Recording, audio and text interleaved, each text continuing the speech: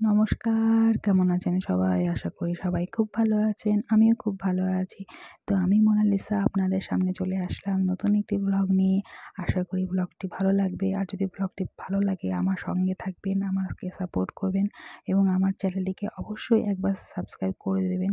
তো সকাল সকাল আমরা তাড়াতাড়ি স্নান-টান করে হলুদ ড্রেস পরে বের হয়ে গেলাম, যাচ্ছি হচ্ছে বোনের বাড়ি। তো আজ ছিল ওর হলুদ কোটা। তো হলুদ কোটাতে তো হলুদ শাড়ি পরাটা পরতে ভালো লাগে, তাই আমার মেয়ে দুজনেই হলুদ ড্রেস পরেছি। আর সত্যি কথা, বাইরে যে এত গরম, সত্যি নামাই যাচ্ছিল না, কাঠফাটা রোদ যাকে বলে। তো এদিকে প্যান্ডেলের কাজ তো অনেক বাকি, প্যান্ডেলের ডেকোরেশন চলছে আর কি। আর এই ভাবছি মনে মনে যে এখনই দিনের বেলা এত গরম, রাতে আমি কি করে সাজবো। রাতে, দিনে তো কম হালকা সাজা, রাত্রে একটু বেশি সাজতে হবে। যাই হোক, বোনের বিয়ে, সাজতে তো হবেই। আর এদিকে ভেতরে গিয়ে দেখছি বোন ফটোশ্যুট করছে। এই লাইট, এদিকে লাইটের গরম, এদিকে বাইরের গরম, দুটো মিলে বোনের একদম নাজেহাল অবস্থা, ফ্যানের হাওয়াও গায়ে লাগছিল না।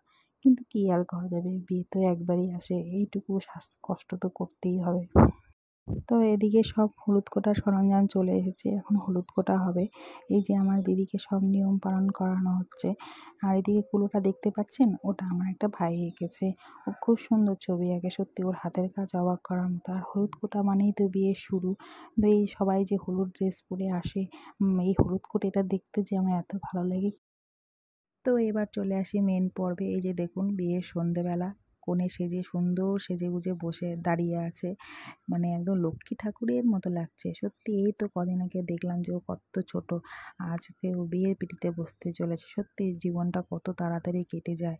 আর সেদিন যে অসম্ভব গরম পড়েছিল না, কি আর বলবো। আর ওকে দেখে সত্যি খুবই কষ্ট হচ্ছিলো, এত হেভি গয়না শাড়ি পরে এই লাইটের সামনে দাঁড়িয়ে থাকা সত্যিই খুবই কষ্টকর।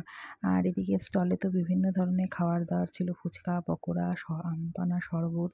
তো আমার তো আগে শরবতটাই ভালো লাগলো, যা গরম পড়েছে।